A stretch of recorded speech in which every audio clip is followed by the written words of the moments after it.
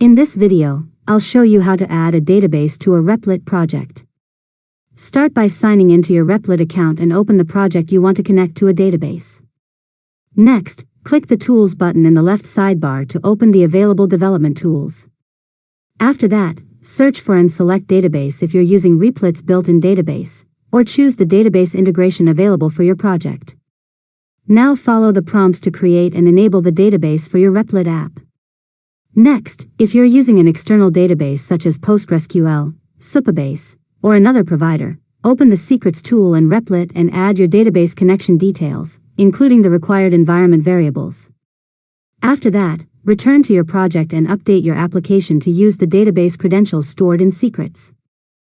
Now click Run to start your application and establish the database connection. Next, create a few test records using your app or the database interface to confirm that data is being saved correctly.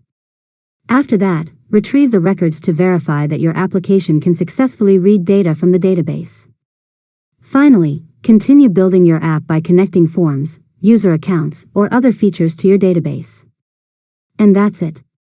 You've successfully learned how to add a database to a Replit project. If you found this tutorial helpful, make sure to subscribe to Learn Mode Lab for more tutorials.